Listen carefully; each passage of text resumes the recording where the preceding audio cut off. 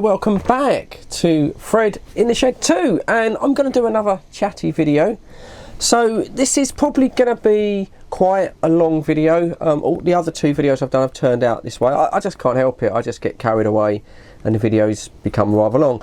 So if, for example, you want to pause it now, just give it a pause, go away, get yourself a cup of tea. I've got a cup of tea sitting there waiting for me.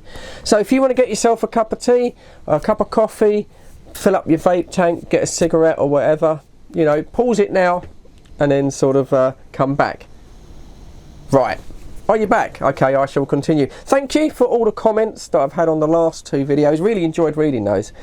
So nice to look back over CB and find that you guys and girls, pretty much the ones that were there, had the same sort of experience as me. Also, thank you for the comments wishing me well. Yeah, this cold that I've been suffering from the last, 3 weeks now, is getting better. As you can see, look, I'm back onto tea. I've dropped the juicer. I will get a little bit croaky halfway through, so I'll have to drink my tea. Those people that watch the channel from America, because about 50-50 of my split now on Fred in the Shed 1 are Americans. It's fantastic.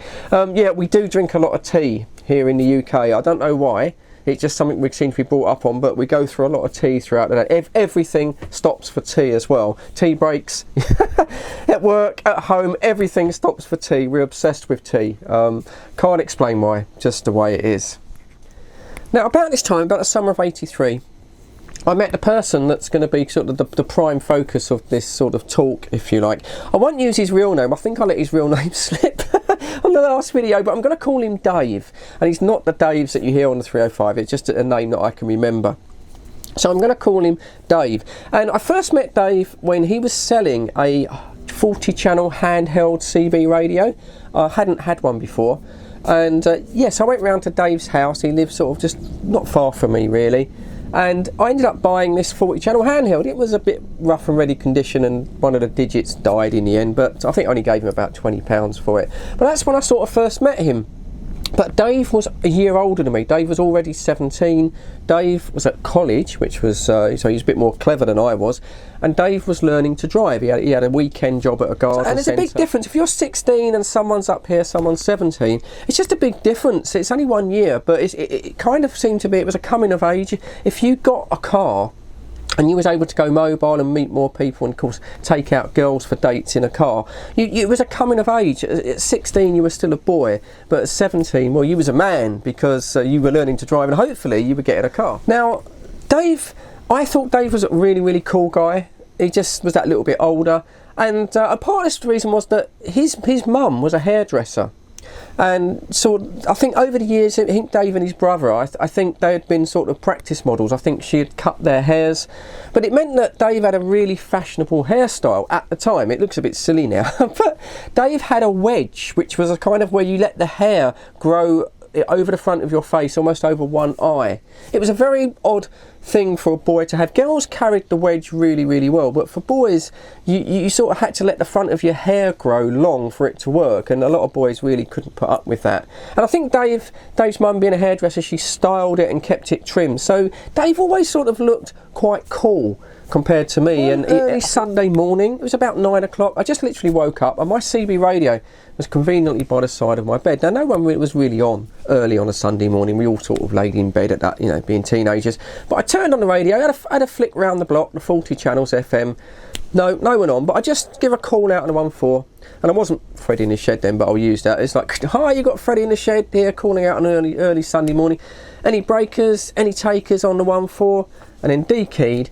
And surprisingly, this Dave came back straight away. Yeah, Fred, I'm on here, Fred. Oh, Fred, mate, I need a favour today. Can you do me a favour? I'm like, well, yeah, maybe, Dave. I've just literally woken up, but yeah, possibly. Oh, Fred, can you come and meet me? Can you meet me at the end of my road? And I'm like, what, now? Oh, I kind of want to go. I want to go downstairs, have me Cocoa Pops and a cup of tea with my mum. Do you know what I mean? He was like, oh, can you come now? And I'm like, well, no, Dave, I can't come now. I can meet you in about an hour. Yeah, Fred, meet me in the bottom of my road in about. I can't speak about it on radio, but I'm really desperate, mate. Really need a favour. Meet me in about an hour. Oh, okay. So yeah, I got up and dragged myself together, got on my racing bike, my 10-speed racing bike, and I pedalled like mad.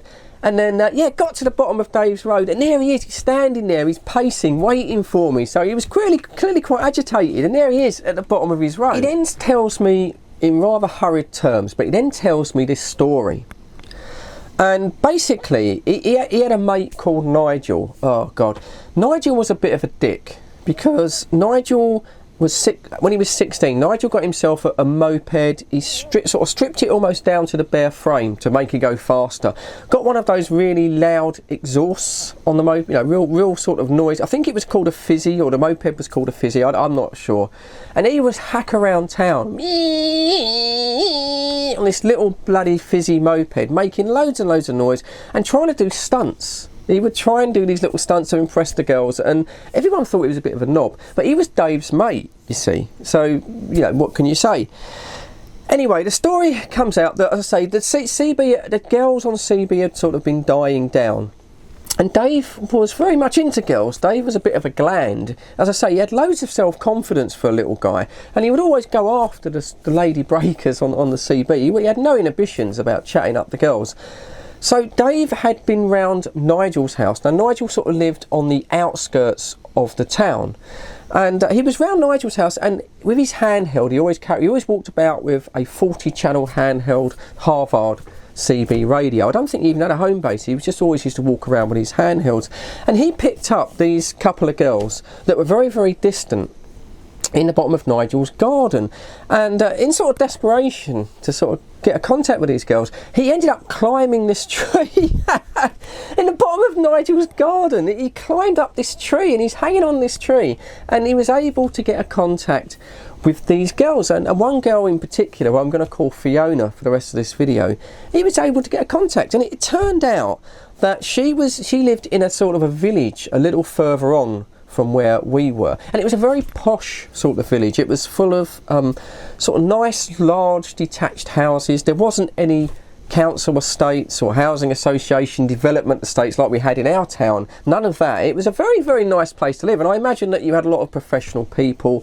own the houses there. You know, I'm thinking sort of doctors, accountants, lawyers, dentists. It was very much a professional sort of place. Nowhere that I would fit into or could ever really afford to live. But she lived in this posh place, and yeah, Dave had been climbing up this tree. He'd been going back every night, and it's so funny because he even said that he had borrowed one of Nigel's moped batteries, an old moped battery, and he sort of had it tucked into his belt, if you like, or I think he had an old conductor's blooming sort of belt that they used to wear on the buses when they took your ticket. You know, they sort of he had one of those that he converted, and he'd like strap this moped battery round his waist. He'd climbed up this tree, and I think it was probably about an 80-foot tree, and there he is swaying. Can you imagine? Can you just imagine this? He's swaying up this tree at night on his handheld, desperately trying to talk to this posh girl.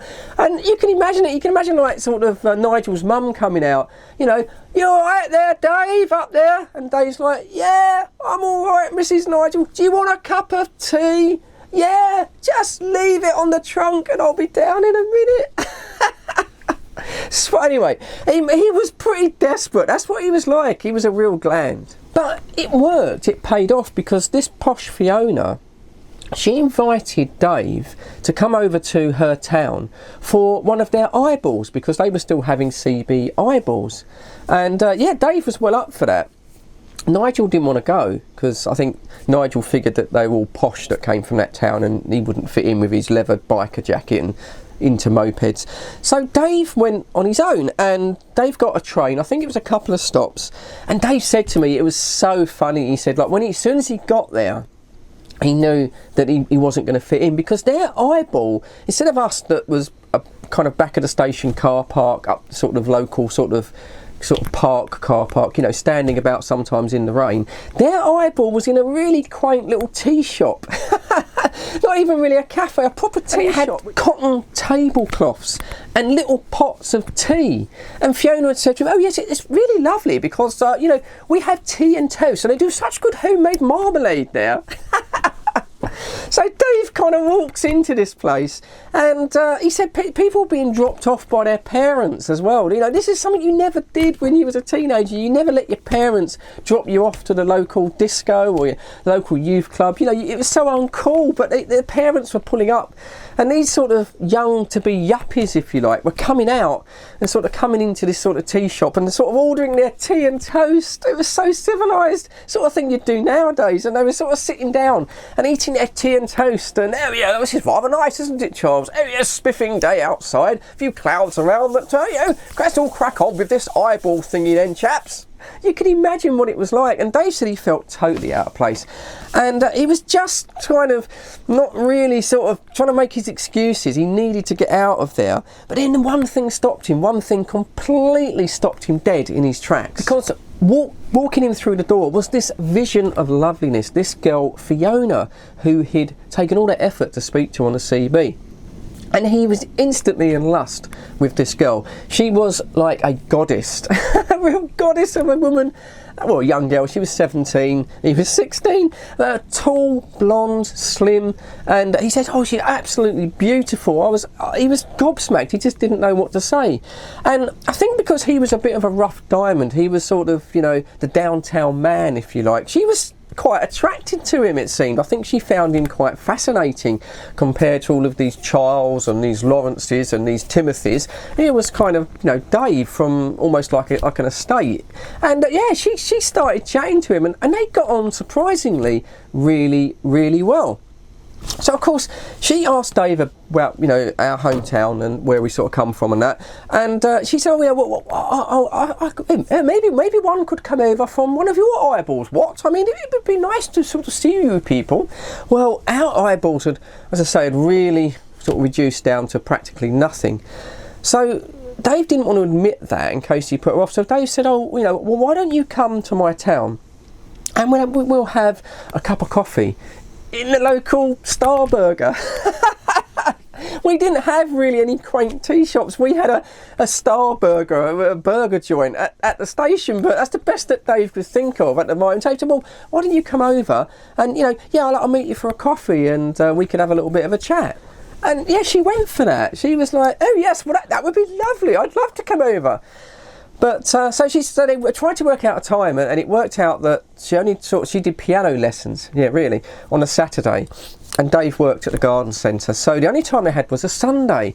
But she went to a riding stable. She actually owned her own pony. Her parents had bought her a horse, and she went for pony sort of lessons and to groom the animal, and she went there on a Sunday. But she said that she could probably bunk off, and the station wasn't too far from the stables, get on a train and come over and meet him, but it'd only be for about an hour, because you'd have to catch the train back, leg it back to the stable, so that she would be there for her mum to pick her up, and no one would be the wiser.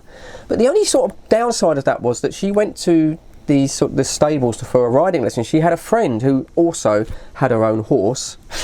It's amazing, isn't it? But she had her own horse, so she would have to bring the friend along, otherwise, you know, there was a risk they would get caught.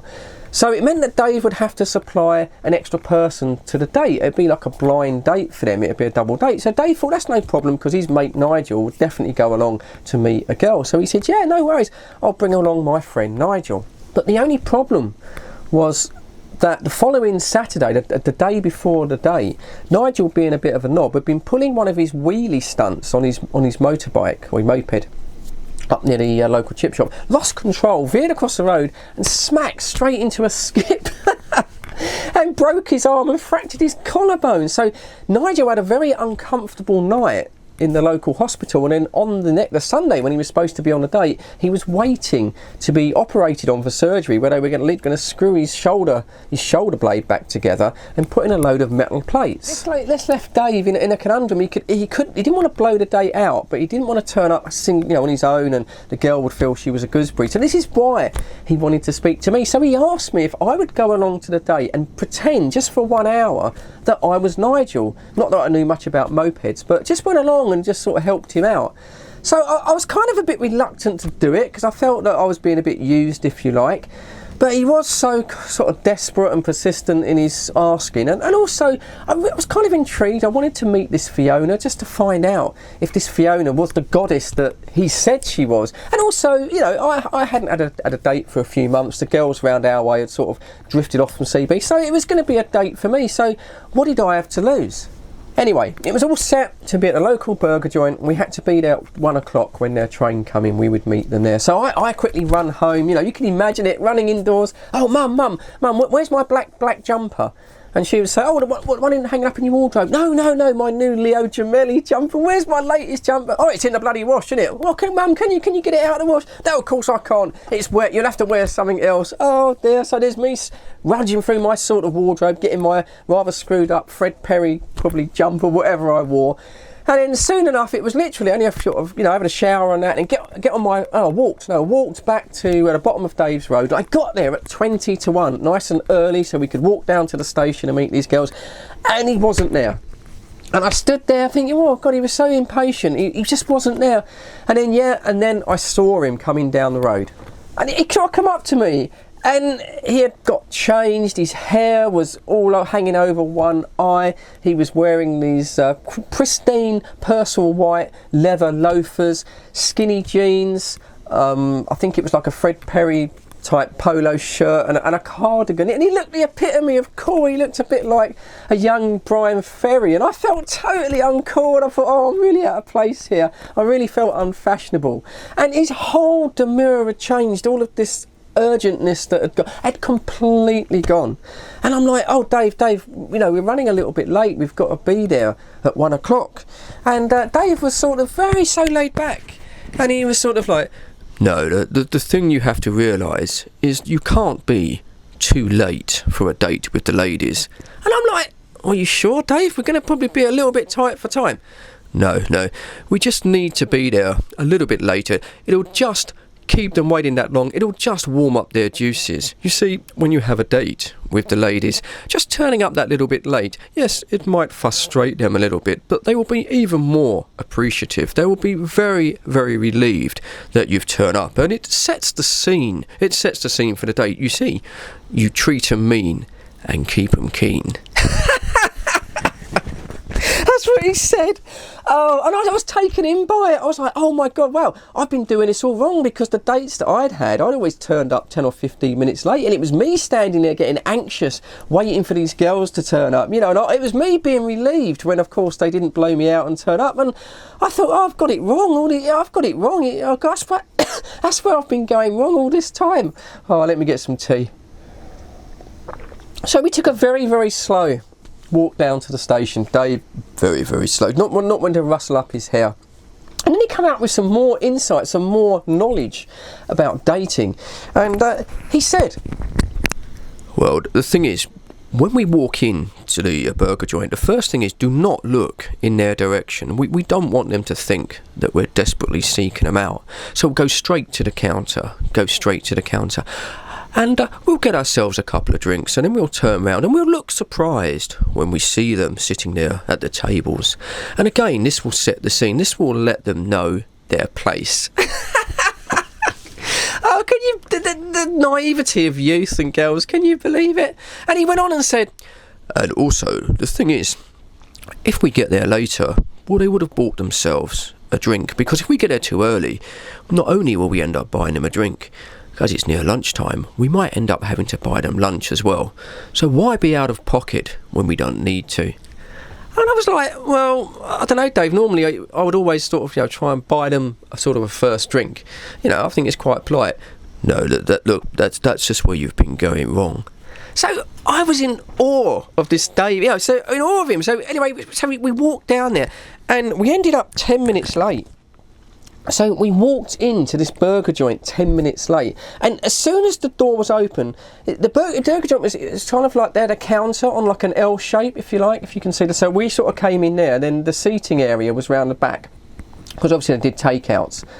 So it was like this, so you couldn't really sort of see round the sort of side. So we walked in and Dave just made a beeline straight for the counter. He head down, you know, straight for the sort of counter. I mean, I think about it now, he's probably more nervous than I was, but straight for the counter. And I sort of walked in and I couldn't help it.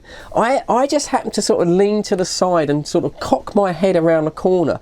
And there was no one else in the sort of burger joint itself, but sitting right at the back by the toilets were these two girls. So they were there, and what I noticed was there was one tall one and one slightly shorter one, but the tall one, which had blonde hair, which I assume was Fiona, she was staring daggers at me. Her eyes were saying it all. She was really, really worked up that we had kept her waiting. She was not a girl that you was used to being kept waiting. That was definitely sort of made very relevant. So I quickly sort of looked away and I thought, oh shit, we're in trouble now. I quickly joined Dave at the counter, and Dave said to me, oh, you know, do you think they're here? And I said, well, yeah, Dave, they're here. And he goes, what, did you look? And I said, well, yeah, I just had a quick look just round the corner. Oh, I told you not to look. And I said, yeah, but I couldn't help it, Dave. Yeah, they're here, they're sitting at the back. Oh, right. So he said, well, get them in then. And I said, oh, okay, well, yeah, I'm doing you a favour. Bring you on this date. You're going to be buying the drinks today. So we ordered a couple of Cokes. I got a couple of Cokes. And then Dave very, very sort of casually turns round and walks in a big arc around the corner, deliberately looking at all the other tables, not looking where these girls were sort of sitting. And I thought, oh God, he's doing this business again. So I kind of walked around the corner to join them, and I looked round and they weren't there. They were gone. Dave turns to me and says, you said they were there. I said, Dave, they were there. They were sitting there. Look, there's their coats. And you could see these two denim jackets. I said, look, there's their drinks. They were sitting there. Well, where are they gone? And I'm like, I don't know. They couldn't have gone past. They couldn't have left. They wouldn't leave their sort of coats there. So anyway, I went to walk over to sit at their table. And he was like, where are you going? And I said, well, I'm going to sit down at their table. Well, we don't know they're there. I said, yeah, I do, I saw them. No, you weren't supposed to see them. I didn't see them. I'm not sitting at their table. So he made us sit at this table sort of further back. He said, no, we'll look surprised when they eventually come out of the toilets. Can you believe this? This stupidity. So we ended up sitting down at this table, and we just sat there waiting for them to come out of the loo. And, well, nothing happened. We sat there drinking our drink. We must have been there a good 10 or 15 minutes, and they didn't come out the loo. And I'm thinking, oh, they're going to blow us out. This hasn't sort of gone so well. And Dave was getting all kind of sort of agitated. And then eventually, this Fiona came rather flustered. She came sort of flying out of the loo, didn't even really look at us, and went straight up to the counter and spoke to the waitress there. And then the waitress sort of went off, and she looked very, very flustered. She shot back into the toilet again. But I will say, even though she was quite flustered, she did look quite radiant, and I did see what Dave meant about her being a goddess. She was really attractive. She was very, very tall, blonde, sort of slim, and yeah, she had those sort of riding breeches on that they wore, you know, and yeah, she looked pretty good. All she needed was the leather boots and the riding crop. You know, you get the picture. And I remember thinking to myself, oh God, Dave, I don't think you've got any chance here. I think you're well out of your league. Anyway, she went back into the toilets, and then the waitress came around the counter. She went into the toilets, but carrying a plastic bucket and a mop. And I thought, God, this is a bit strange. You know, has the girl peed on herself or something? Something's going on here. I looked at Dave, and he didn't seem to know. Anyway, a few minutes later, maybe 5 minutes later, the waitress sort of came out carrying a bucket, and she disappeared there was a door into the back room. I suppose that's where the sinks were in the kitchen. She disappeared into the back room. And then this Fiona sort of came out and followed her, and this sort of Fiona went into the back room as well. This is like bloody weird. This is getting kind of strange. Anyway, a few minutes later, she sort of came out, and then it's the first time she really looked over at us, and she was very, very annoyed. You could sort of tell, very flushed in the sort of face, but it kind of suited her. She looked quite radiant, you know. She beckoned Dave over, or literally ordered him over, you know. So Dave, I'm sorry, I'm saying you know again. I'll try and stop that. So Dave gets up, walks over there, And they're standing like this and this, and she's pointing her finger at him, blah, blah, blah, blah. And you can tell that this isn't going really, really very well at all. Dave's getting very sort of red in the face, because she's looking down at him as well because of the height difference. And yeah, I'm sitting there thinking, oh, this is not going well. I've not even really seen the other girl, let alone I don't know her name and you know, she's really pointing. She's really pointing a finger at Dave. Oh God, this isn't going well. And she shoots back into the toilet, and Dave comes marching towards me, grabs his coke, and says, "Come on, we're out of here. We've got to get out of here." And I'm like, "What?" And he says, "I'll explain outside. Come on, get your drink. We're out of here."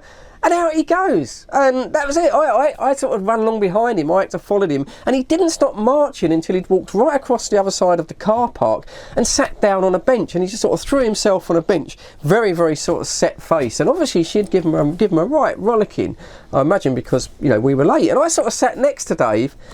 And I was like, Dave, would you mind telling me what's going on? And Dave says, "Going on? I'll tell you what's bloody going on. It's all your bloody fault. Your fault." I'm like, "What? What are you talking about?" He said, "I told you when we walked in there, do not look at them. I told you not to look at them. This wouldn't have happened if Nigel come along." I was really confused. I'm like, "Dave, what do you mean? I just had a little peek." "Yeah, that's all it took. She took one look at you, that girl, and she passed out." And I'm like, "Sorry?" He goes, "That girl, she took one look at you," he said, "passed out, slam, face smashed on the table, face planted, one look, all it took, one look of your ugly mug, she was out like a count." And I was like, "You're shitting me." And he's like, "Do I look like I'm bloody shitting you?" He was so worked up. Oh dear, oh Lord, you know. Anyway, he calmed down a little bit. And then he explained what Fiona had said, and unfortunately it was true. But what happened was this girl that had come to this date, she, you know, Fiona was a very, very good looking young girl. I mean, there's no denying it.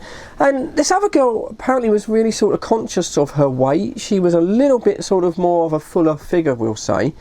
And yeah, she was really, really conscious and self-conscious, and I think hanging around with this very, very attractive girl didn't do her self-confidence much good. And ever since that Fiona had told her about the date with, which should have been Dave and Nigel, she had got really sort of worked up about it.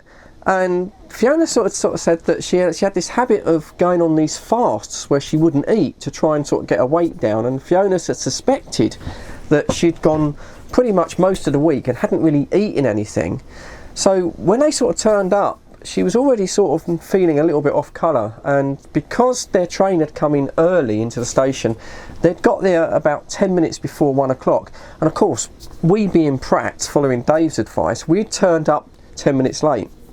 And she'd said that she'd started to feel a little unwell and a little bit sort of perhaps a little bit lightheaded, again because she hadn't eaten. And I suppose it reached a kind of climax, but when we walked into the sort of the burger joint, yeah, it just got too much for her, and she did pass out. And she could have gone either way. I suppose she could have fallen against her friend Fiona, and that might have been okay, but she didn't. She was out for the count, and she went straight down, smack, straight onto the wooden table. And the impact of that, well, it had a good and a bad effect. The good effect was that the shock of it sort of brought her round instantly, but the bad side of it was that she smashed her nose on the table, and with such force that Fiona thought that she'd broken her nose. So as she sort of sat up, suddenly all of this blood come flowing out of her nose, all sort of down her blouse. She put her hands up to her face, apparently took one look at all of this blood, and then instantly that made her feel sick. Plus the fact she'd just she'd passed out and she'd come round. Oh dear, oh Lord. So she'd sort of got up from the table, ran into the toilets, and she couldn't quite contain it. She'd then been sick.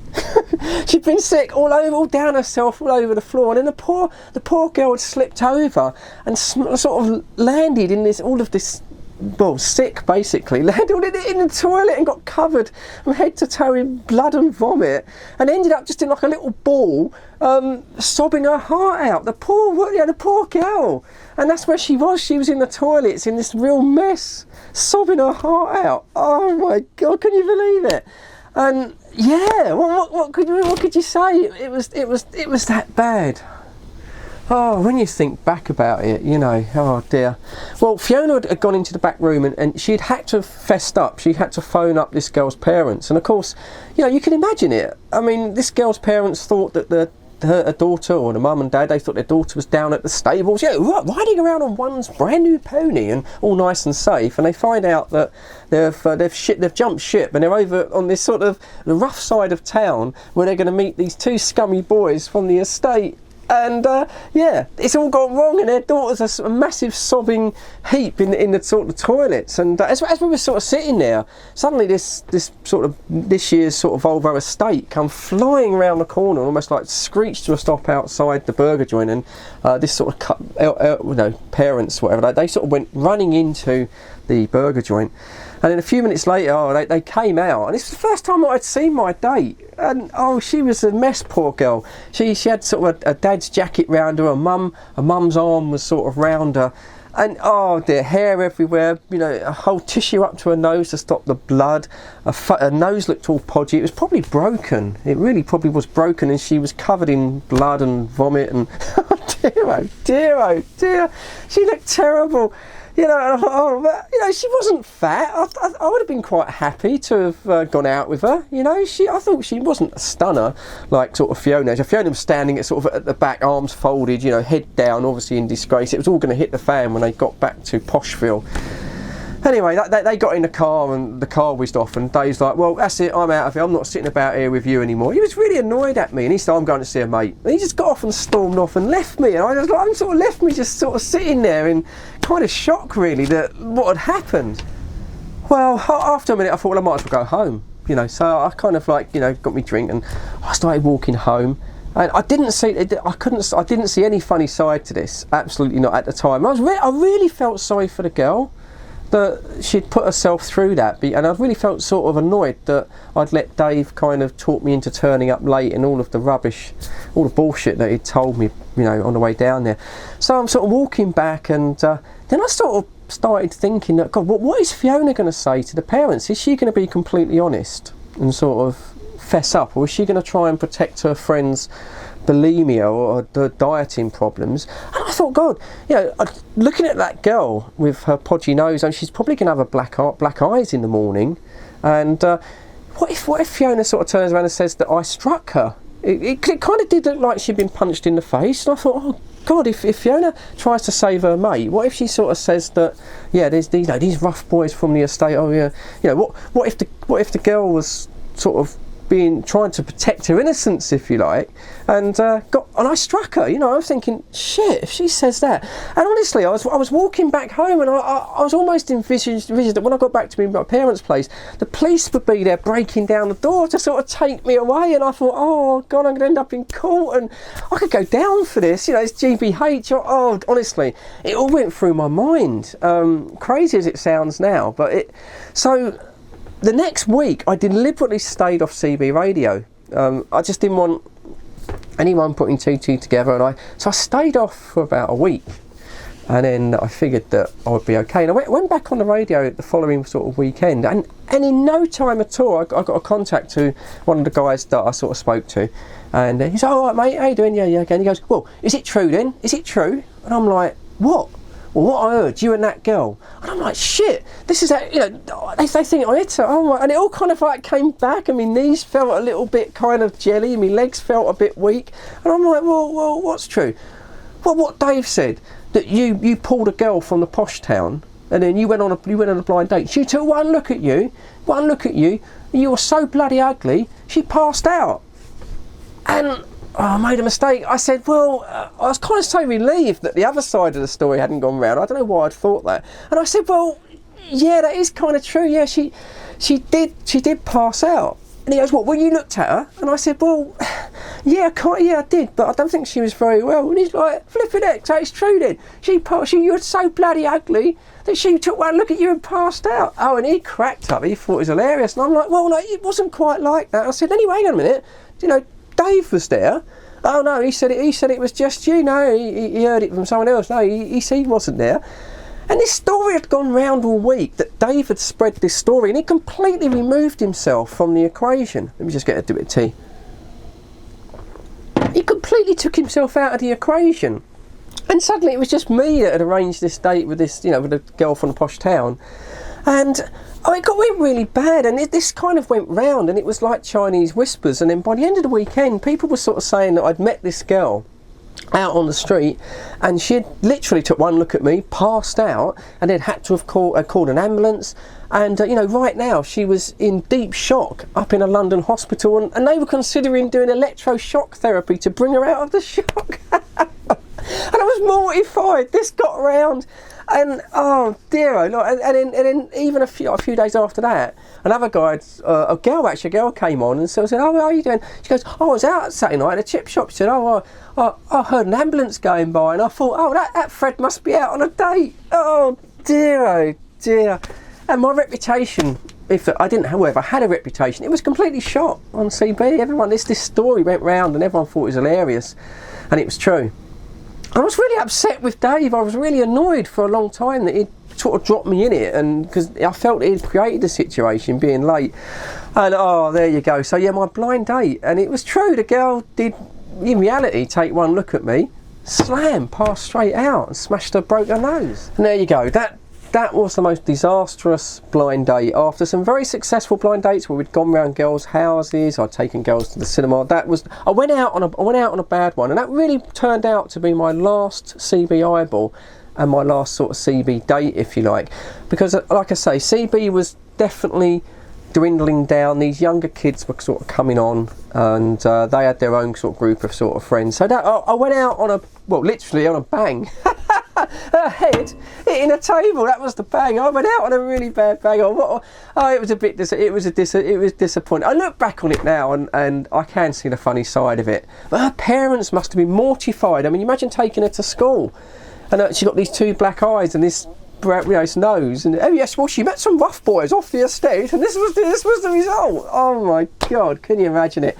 So there you go. If you're stuck with this video, well, thank you ever so much, because we're over 30 minutes. We're probably about 35 minutes. Thanks ever so much for tuning in to Fred in the Shed 2. Like I say, if you've missed the last two, they weren't as long as this one, I'll put them up at the end. But I must shut this off now, because I must have bored the arse off you. But there you go. That's the worst eyeball that I ever went on, my last CB eyeball as well. I don't know. Big thanks for watching. Please stay safe. Look after yourselves, take care, and I'll catch you on the next one. Cheers.